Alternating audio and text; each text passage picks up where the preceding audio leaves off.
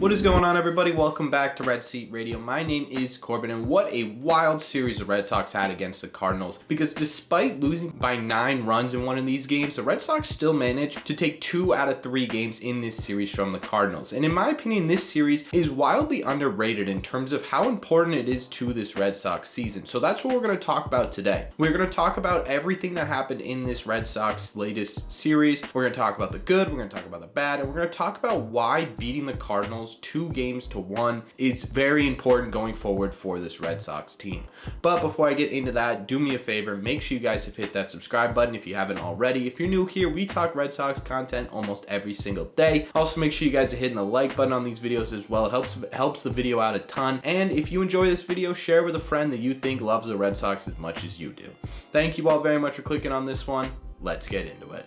Let's start with the offense in this series because the pitching is going to be a much more in-depth conversation. I want to start with Trevor Story, who had a little bit of a redemption arc in this series. He had a 2 RBI single in the first game as well as a single in the second game, and in the third game he hit an opposite field home run. I believe that's the first opposite field home run we've seen from Trevor Story in a Red Sox uniform so far this year. Could be wrong, let me know if I am, but this is really important to the Red Sox. We've seen Trevor Story sputter this last month, and to have him come back in this series and produce for this team, not only with his big flies, but with these singles and little walks and stuff like that, it's really important to this Red Sox team, but we'll talk about that in a second. The second guy I want to mention is Xander Bogaerts, who did not go a single game in this series without having at least 2 hits. He's hitting .470 in his last 7 games. That's insane. He's putting up video game numbers, and it's just doing what Xander does, right? We're so used to expecting this from Xander. It's been so fun to watch so far this year from him. Jackie Bradley Jr. is another guy who we've talked about a lot in these home Red Sox series, and he just continues to mash at Fenway Park. He had 2 RBI singles in this series in really important spots in the game as well. It wasn't just an RBI single in the second inning where we were already up by 4. No, it's usually when the game's tied and we need someone to break through. Jackie Bradley Jr. has been that guy, at least in this series and a couple series we've seen in the past. I love Jackie Bradley Jr. I'm not afraid to say it. But the guy who probably had the biggest hit in this entire series was Christian Vazquez. He hit a 3-run home run in the bottom of the 8th in the final game of the series to put the Red Sox at the time up 6-1, which would eventually be the winning runs of the game. Now,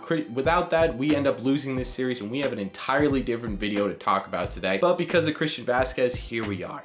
And you might be wondering, Corbin, this is the first series recap in a while where Rafael Devers isn't being mentioned. Well, that's because Rafael Devers is so dangerous right now that MLB pitchers have just decided simply they're either going to hit him or they're going to walk him. Truly, in the last 7 games, Rafael Devers has been hit 4 different times. He's been walked a bunch of times, but of course he still managed to get 2 RBIs in this series. So as much as you want to silence him, he's still going to find a way to get it done. All in all, the offense in the wins was great. They definitely had a hard time against the pitcher in the second game of this series, putting runs across the board. But if I'm going to be totally honest with you, I think the blame for that game falls on a different couple of people, which we will talk about in a second. The key takeaway for me in this series, the offensive production in this series was mostly from the bottom half of the order. Now, obviously, the guys getting walked like Rafi and Xander, who are getting multiple hits, are on base, but the guys driving them in tended to be the Trevor Storys, the Jackie Bradleys, the Christian Vazquez, Bobby Dahlbeck, those type of players in this series. That is exactly what the Red Sox need to compete against teams like the Cardinals. If you're competing against the Athletics, let Rafi, let Xander, let JD just mash them to death, right? But when you're playing a team that's going to be tricky and difficult to beat, you're going to need all 9 guys to do it. And we've seen in the past when the Red Sox are truly playing at their best, it's all 9 guys playing together as a unit. And that's kind of what we saw in the wins of this Cardinals series. The reason it's important to get this out of the way now is because your confidence up against a pitching staff that's pretty good. I mean, obviously the Cardinals aren't a top 5 pitching staff in baseball, but you put up 6 runs against Adam Wainwright. You put up a couple runs against a rookie pitcher in the last game. So your confidence boost is up going into a really, really tough next stretch, and it's a very good competitive team. So all in all, I would say the offense was good in this series. Could have been better, but it definitely has a lot of good signs going forward. Let's talk about the pitching in this series, because boy, oh boy, is there a lot to talk about. Let's start with the starting pitching. In game 1, we got Michael Wacha, who had a really important personal start for him. If you didn't know, Wacha came originally from the Cardinals, and Adam Wainwright was one of his mentors on that team. So for him to go head-to-head against him for the first time in his career was big for him. It was probably even better because he went 5 solid innings, only allowing 1 run and striking out 5. So it was a big deal for Wacha. I probably could have used more innings from him personally, but at the end of the day, you can't really ask for much more than what Wacha gave you. In the second game of the series, we got Cutter Crawford, who imploded a little bit, right? I wasn't expecting him to have the same numbers that he put up against the Seattle Mariners against this team, but he only went 4 innings. He allowed 4 runs and struck out 3.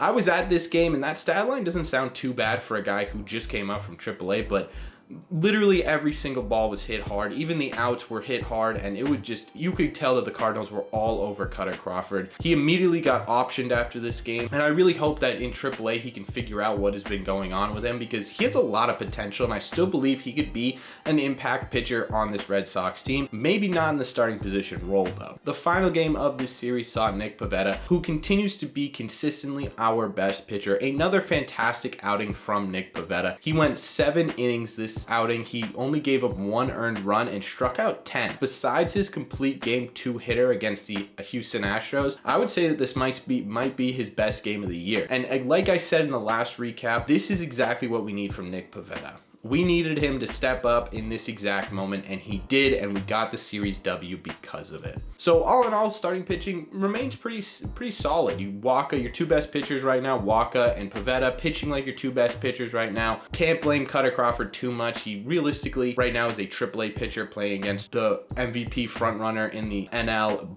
combined with a bunch of other powerhouses. So he did the best he could. Again, I hope we see more from him, but all in all, again, starting pitching, in my opinion, was good in this series. Could have been great without Cutter Crawford, but that's a different story. Anyways, let's talk about the bullpen, because there's a lot to talk about.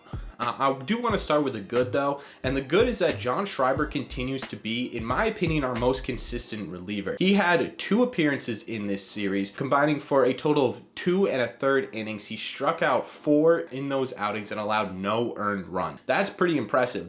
Alex Cora trusts this guy a lot. In both of these outings, he went up against the core of this Cardinals team and shut them down every single time. And the Cardinals core is not something to mess with, so shout out to John Schreiber for this series. He was fantastic. The other guy I want to shout out is Tanner Houck. Tanner Houck in this series got 2 more save opportunities, and he capitalized on both of them, getting both saves, and it really starting to look like the Red Sox are slowly molding him into the closer for this team.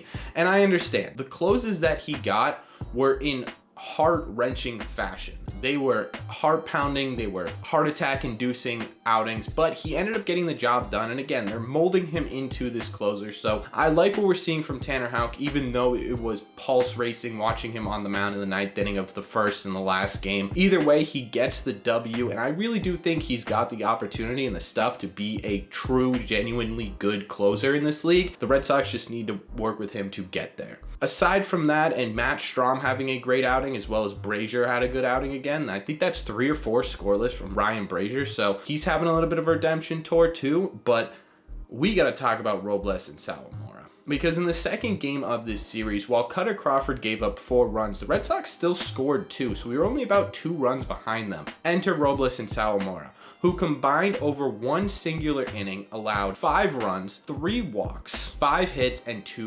strikeouts. That is not good at all. I simply just don't trust either of them right now. Ryan Brazier, again, has been proving himself to be a little bit better lately, so trust, while it's not really there, it's starting to come back a little bit. These 2, every time they come into a game, I get frustrated with. And it sucks because it puts so much pressure on these other guys in the bullpen to be perfect, because you know that you're going to be relied on every time a game is close. There's no real options in the pen. Everyone right now has a super set role, and besides Robles, it's Sawamura and Barnes when he eventually comes back. Those guys come in and they blow games. That's just as simple as that. That's what we've been seeing throughout the entirety of so far this year, and it's been absolutely terrible to watch. On top of that, guys that you really expected to do well in this series didn't. Danish, who came into the last game of this series and gave up 3 runs, brought the game within 2 for the Cardinals. You had Big Fudge, Austin Davis, come into the first game of this series and give up 3 and bring them within 2 of the game in that first game. Although I gotta shout out Davis, who came into the second game of this series while we were getting blown out and pitched 3 innings, the most of his career, strictly because he felt bad for the game before and wanted to make it up and give the bullpen some rest. So that's a stand-up guy move, and it's gonna happen, right? Your reliable relievers are going to give runs up at some point. Not every single reliever in this bullpen is gonna have a 0 ERA the entire year. That's just simply impossible. So those two imploding a little bit doesn't worry me a lot. It sucked that it made the game super close and heart racing, but we ended up with the wins anyway, so it doesn't entirely hurt anyone. And again, that's gonna happen with these good guys. They're gonna get bit once in a while. It's the Robleses, the Salomores, the guys who are constantly struggling, who are making this bullpen a bit of a roller coaster ride. There's stretches where they're fantastic, there's stretches where they're not. But the one thing I do want to say about the pitching staff in general throughout this year is that right now you've got guys who, for the most part, are really, really good starting your games, right? And now you've got a guy who, again, while it was a little bit tough to get there, we got games closed consistently now. He's had 4 opportunities, Tanner Houck, he saved all 4. You've got the beginning, you've got the end. It's the middle that we have to worry about right now, and that's something that can be fixed by moving guys around and stuff like that. Let's just see if the Red Sox can do it. This series in total was an important statement by the Red Sox. The Red Sox have won 5 series in a row, which is great, but 4 of them come against teams that aren't above 500. To go into a series against the St. Louis Cardinals, who are a powerhouse in the NL, and win 2 out of 3 is super important going forward. And one of the reasons it's super important is because it gives you a little bit of weight off your shoulders, right? You've been beating the bad teams, but you've been struggling against the good teams. To go in here and win against a good team, going into a stretch where you're playing almost exclusively good teams, is a weight lifted off this team's shoulder, and that's a good thing going forward. It also proves that the Red Sox can play and beat legitimate contenders. We beat the Houston Astros this year, and we beat the St. Louis Cardinals. Now it's time to go into this stretch with that in the back of their heads and go in confident against the Cleveland Guardians, who are one above you in the wild card racing, against the Toronto Blue Jays, who are coming up, against the Tampa Bay Rays, the Yankees, the whole gauntlet that we're going to be talking about this week. This Cardinals series was the important first step in that road to redemption. Let me know what you guys think of this series down below. What did you think of everything that happened in this series? What did you think of the pitching, the offense, the defense? Let me know all your thoughts on what the state of the Red Sox is for you down below. As always, if you've made it to the end of this video, do me a favor, make sure you guys have hit that subscribe button if you haven't already. Like I said at the beginning, we talk Red Sox content almost every single day. Also, make sure you guys are hitting the like button on these videos as well. Like I said, it is the best way to help this channel out. And if you made it to the end of this video, do me a favor, share with someone who loves the Red Sox as much as you do, because there's a good chance they'll enjoy it too. Thank you all very much for clicking on this one, and I will see you in the red seats.